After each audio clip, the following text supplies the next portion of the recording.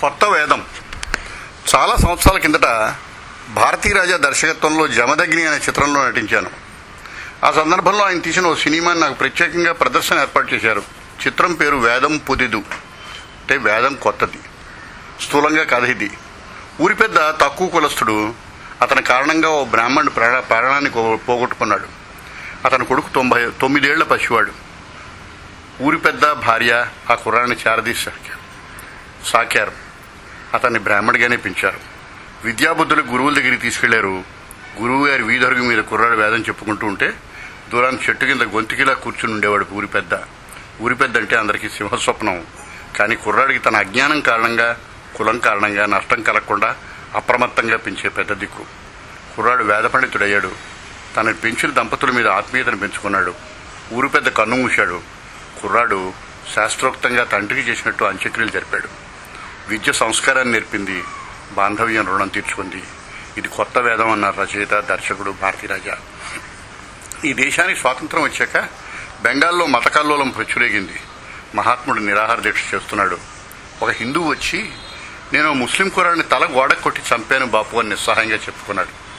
బాపు అతన్ని చూసి, దానికి ప్రాశ్చిత్తం ఉంది, ఓ చిన్న కుర్రాడిని చేరదీసి పెంచు, అయితే అతను ముస్లిం కుర్రాడై ఉండాలి, అతను ముస్లింగానే పెంచాలి అన్నాడు. మానవత్వానికి మతం లేదు, కులం లేదు, వివక్ష లేదు. ఇప్పుడు ఇటీవల కథ.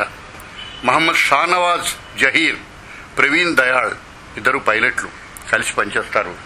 ఆత్మీయ మిత్రులయ్యారు. ప్రవీణ్ ఒక ఎయిర్ హాస్టెస్ని పెళ్లి చేసుకున్నాడు. ఇద్దరు కవల పిల్లలు పుట్టారు. ఆయుష్, ప్రార్థన. 2012లో ఆమె కన్నుమూసింది.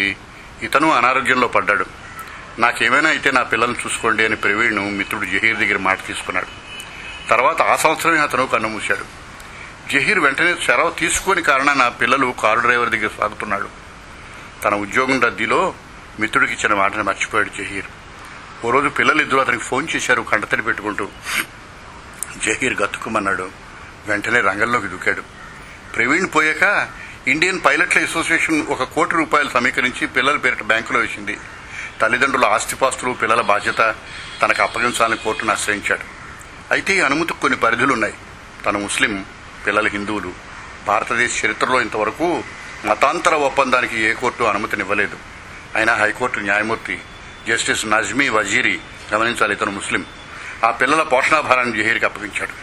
ఆయన తీర్పులో మాటలు: వివిధ సాహిత్యాల్లో కవులు, రచయితలు మానవ సంబంధాలు మతాతీతమైనవని పేర్కొన్నారు. మానవ శ్రేయస్సుకు మూలసూత్రం పసి జీవితాలను కాపాడడమే. నీదా ఫజ్లీ, జావీద్ అఖ్తర్ మాటలు ఉదహరిస్తూ అనాథ పిల్లలను సంరక్షించి సాకడం అపూర్వమైన మానవ ధర్మాల్లో ఒకటి అన్నారు. పక్కింటి వ్యక్తి అరుణ్ సాయినికి ఆ పిల్లలిద్దరినీ జహీర్ హిందూ సాంప్రదాయ రీతుల్లో పెంచుతున్నట్టు పర్యవేక్షించే పనిని అప్పగించారు న్యాయమూర్తి. యోగేష్ జోగియా అనే న్యాయవాది ఈ కేసును ఉచితంగా నిర్వహించారు. భారతదేశంలో మతాతీతమైన గొప్ప తీర్పుగా దీన్ని అభిమానించారు.